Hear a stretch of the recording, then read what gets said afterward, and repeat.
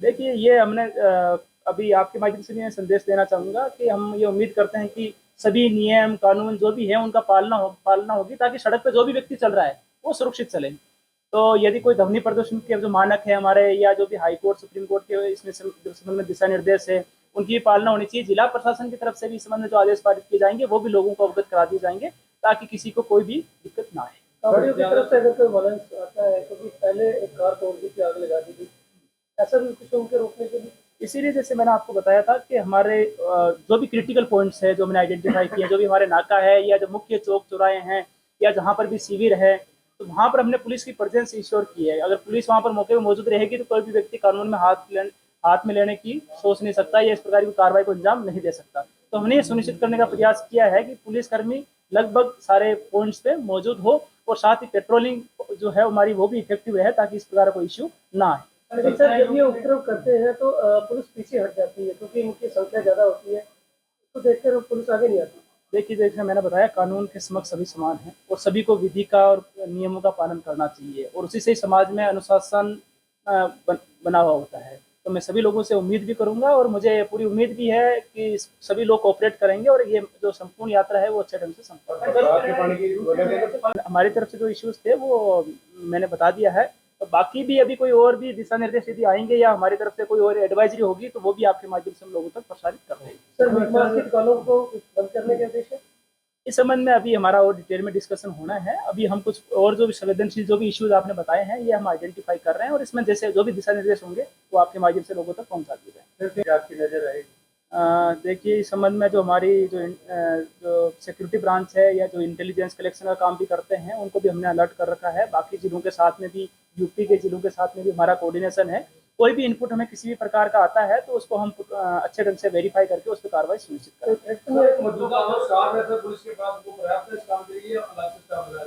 देखिए हमने अभी तो हमारी जो जिला पुलिस है उसी से ही मुझे उम्मीद है कि उनसे ही हम काम चला लेंगे। यदि हमें कोई फोर्स की कमी भी महसूस होती है तो हम उच्चाधिकारी से निर्देश उनसे अनुरोध करके वहाँ से अभी भी हम देख रहे हैं कि रोड के ऊपर रास्ता बहुत टाइट है। जो है वो टाइमिंग किस हिसाब से रखना है या किस दौरान बंद रखनी है या क्या करना है वो भी हम डिसाइड करें। टावर मार्ग पर शराब और मीठी दुकानें बंद रहेंगी, ये मैंने जैसा कि अभी बताया था। ये जो इश्यूज हैं 2-3 इश्यूज जो थोड़े सेंसिटिव इश्यूज है उन पे हम डिटेल्ड में डिस्कशन करके एक एडवाइजरी जारी कर देंगे। तो कुछ भी नहीं है। कैमरे बगैर कांवड़ यात्रा के बाज़ारों में, चौराहों पे, सभी स्थानों पे पुलिस द्वारा ऑलरेडी लगाए गए हैं। अब से पहले ही लग चुके हैं वो, और गश्त वगैरह उन रूट्स पे ख़ास तौर पे रहेगी। हमारी जो वैन्स है, पुलिस की वैन्स है, जो उस इलाके के SHO की बीट है, उसके अलावा भी वैन्स हमेशा गश्त पे रहेंगी दिन रात 24 घंटे। सर जो हाईवे पे अपने जाएंगे कांवड़िए, वहाँ पर अगर शराब के ठेके पड़ते हैं, क्या त्योहार इस देश में हमारे, चाहे वो किसी भी कम्युनिटी से रिलेटेड हो, आपसी संभाव और प्यार मोहब्बत का संदेश देते हैं। कोई आयोजन, कोई त्यौहार, कोई भी धार्मिक उपलक्ष्य, ये सब भाईचारे का और प्यार मोहब्बत का संदेश देते हैं भक्ति भाव के साथ। कांवड़ यात्रा मेरे ख्याल से अभी 3-4 दिन बाद शुरू होने वाली है, और उसी के दृष्टिगत हमने सोचा कि आपके मार्फत हम लोगों से आह्वान करें और उनको फिर से यह याद दिलाएं कि ये आपस में जुड़े रहने के लिए और भक्ति भाव के साथ अपने अपने जो भी फेथ हैं उनको मानने के लिए एक सेकुलर और डेमोक्रेटिक सेटअप में सभी तबकों के आयोजन होते हैं, जिसमें वैर भाव का, वैमनस्य का, हेट्रेड का, लड़ाई झगड़े का कोई स्थान नहीं होता। और अक्सर हम देखते हैं कि छिटपुट घटनाएं कहीं की किन्हीं वजहों से होती रहती हैं।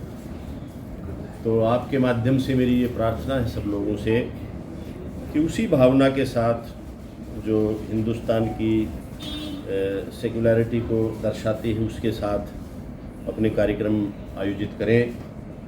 चाहे वो इसमें हिस्सा लेने वाले लोग हैं, चाहे हिस्सा ना लेने वाले लोग हैं, चाहे देखने वाले लोग हैं, चाहे किसी न किसी तरीके से इन सब आयोजनों से जुड़े रहने वाले लोग हैं। जहाँ तक प्रशासनिक व्यवस्था का सवाल है तो हमारी तरफ से सारी व्यवस्थाएं और व्यवस्थाओं की तैयारियां कर ली गई हैं। हमने मीटिंग भी करी थी, सभी संबंधित डिपार्टमेंट्स को दिशा निर्देश दे दिए गए थे। रूट्स वगैरह पे कैसे क्या तैयारियां, क्या पुलिसिंग, क्या व्यवस्थाएं रहेंगी वो हो गई थी। हमारी सब तरह की पेट्रोलिंग पार्टीज़ 112 और गश्ती दल पुलिस के वो मुस्तैद रहेंगे। कोई दुर्घटना कहीं ना हो या हो जाए तो तुरंत उपचार, उसके लिए हमारी रिकवरी वैन्स और मेडिकल वैन्स भी जगह जगह पे तैनात रहेंगी।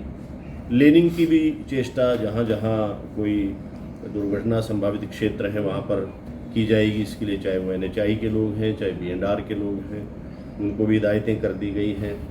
फायर डिपार्टमेंट को, म्यूनिसिपल बॉडीज़ को भी कह दिया गया है। मैं आयोजकों से और बाकी सब जो श्रद्धालु हैं जो इसमें हिस्सा लेंगे उनसे अपील करना चाहता हूँ कि उनकी भी ये चेष्टा रहनी चाहिए कि थोड़ा सा संभल के चलें, संभल के बैठें, विश्राम स्थल जो है वहाँ भी संभल के रहें, ताकि कहीं कोई अप्रिय घटना या दुर्घटना ना हो। क्योंकि ऐसे आयोजनों में अक्सर हम हर साल देखते हैं कहीं ना कहीं कोई ना कोई अप्रिय चीज़ें, चाहे रोड एक्सीडेंट है या और कुछ है, गुलाड़ी होते रहते हैं। तो इसके लिए जो शिविर लगाए जाएंगे सेवा भाव से लोगों के द्वारा, वो चाहे खुद कावड़ यात्रा में शामिल ना हो परंतु वो सेवा करते हैं ऐसे श्रद्धालुओं की, मेहरबानी करके सड़क से हट के लगाएँ, ताकि सड़क पे किसी तरह की कोई दुर्घटना का अंदेशा ना बचे। वहाँ पे वो टेंटेज वगैरह भी ऐसे मटेरियल के लगाएं जो बहुत ज़्यादा ज्वलनशील ना हो, जैसी कि हिदायतें हैं। इनग्रेस आउटग्रेस का, अंदर जाने का बाहर आने के रास्ते अलग अलग हों, बहुत ज़्यादा भीड़ वहाँ पे ना हो। फायर फाइटिंग के लिए पानी, मिट्टी, CO2 वगैरह ये सब चीज़ें, कोई सिलेंडर विलेंडर, बाल्टियाँ, ये सब चीज़ें उपलब्ध हों। क्योंकि रात के समय भी यात्री चलते हैं तो आयोजक जो है शिविरों वाले वो लोग लाइट इत्यादि का भी प्रबंध करें। जहाँ पे भी शिविर लगते हैं वहाँ के दोनों दिशाओं में थोड़ा पहले 100-200 मीटर पहले कोई साइनेज वगैरह भी लगा दें कि आगे शिविर है, ताकि गाड़ियों से चलने वाले लोग भी सचेत हो जाएं और किसी तरह का कोई दुर्घटना का अंदेशा ना बचे। इसके अलावा जो जो प्रशासनिक या टेक्निकल रिक्वायरमेंट है, कोई किसी तरीके की परमिशन अलग अलग चीज़ के लिए ली जानी है, उसके लिए हमारे सर कावड़ को लेकर किस प्रकार की तैयारियां की जा रही हैं और उसकी तरफ से क्या आदेश देखिए, कावड़ के मद्देनज़र जिला पुलिस के द्वारा इस संबंध में प्रभावी और माकूल इंतजाम किए गए हैं। जिला प्रशासन की हमने हाल ही में बैठक भी ली है, जिसमें जिला उपायुक्त भी और विभिन्न विभागों के अधिकारी जो इस कावड़ यात्रा से कहीं न कहीं संबंधित होते हैं, जिनका अलग अलग कार्य हैं इस संबंध में, वो भी मौजूद थे। साथ ही उत्तराखंड पुलिस के साथ वहाँ DGP साहब ने भी हमारी VC ली थी और उन्होंने भी विस्तृत मार्गदर्शन हमारा किया था, ताकि ये जो कावड़ का पूरा जो कार्यक्रम है ये बड़े सुचारू रूप से अच्छे ढंग से संपन्न हो जाए और किसी प्रकार से कोई दुर्घटना की संभावना भी ना रहे। हमने पिछले 10 साल का डाटा भी हमने एनालिसिस किया था और मोस्टली यही पाया गया था कि कोई कभी कभार कोई रोड दुर्घटना, सड़क दुर्घटना हो जाती है और उससे बाद में कभी एक बार विवाद बड़ा भी हो जाता है। तो सड़क पे जो है हमारे कावड़ जो यात्री हैं वो आराम से कावड़ ला करके गंतव्य स्थल तक सुरक्षित पहुंच सके, उनको किसी प्रकार की कोई इश्यू ना आए, ये भी हम इंतजाम इस बार कर रहे हैं।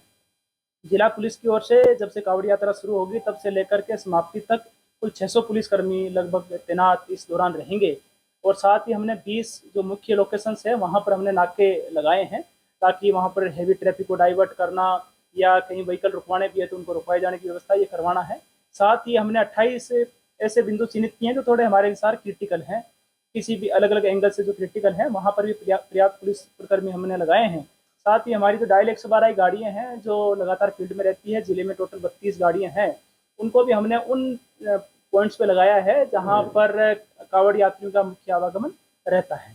साथ ही 30 से ज़्यादा हमने मोटरसाइकिलें अपने पुलिसकर्मियों को प्रोवाइड करी है, केवल कावड़ यात्रा के मद्देनज़र ही, जो लगातार वहाँ पर पेट्रोलिंग करते रहें और किसी प्रकार का कोई भी इशू वहाँ पर ना बने।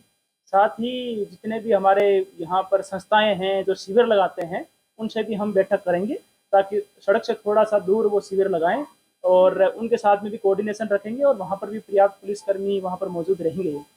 साथ ही हमने DPRO साहब से भी रिक्वेस्ट किया था और हमारी PRO सेल को भी हमने कहा है कि यदि कोई भी किसी भी प्रकार के समाचार या कोई न्यूज़ आती है तो उसके बारे में तुरंत संज्ञान में लाएं, और यदि कोई अफवाह फैलती है सोशल मीडिया के मार्फत या कोई लोग थोड़ा माहौल ख़राब करने के उद्देश्य से कोई रूमर फैलाते हैं तो उन पर भी निगरानी रखी जाए और उससे जैसे ही हमारे संज्ञान में आए उसमें तुरंत कार्रवाई की जाए। हमने स्वास्थ्य विभाग के सीएमओ साहब से भी रिक्वेस्ट करी थी कि एम्बुलेंस का पर्याप्त इंतजाम वहाँ पर रखें, ताकि यदि किसी प्रकार का कोई भी स्वास्थ्य संबंधी दिक्कत आती है तो तुरंत उनको प्राथमिक उपचार और अन्य जो है चिकित्सकीय उपचार वो मिल सके। साथ ही पीडब्ल्यूडी के और बाकी जितने भी हमारे जो सड़क से रिलेटेड संस्थाएं हैं उनसे भी हमने रिक्वेस्ट किया है कि जहाँ पर भी कोई सड़क खराब है तो उसको भी ठीक करवाया जाए। जो वन विभाग है उनसे भी रिक्वेस्ट किया था कि क्योंकि बरसात के सीजन में थोड़े से पेड़ कुछ या टहनियाँ बड़ी हो जाती है और उसमें सड़क दुर्घटना की भी संभावना रहती है, क्योंकि ड्राइवर को रोड पर सुचारू रूप से दिख नहीं पाता।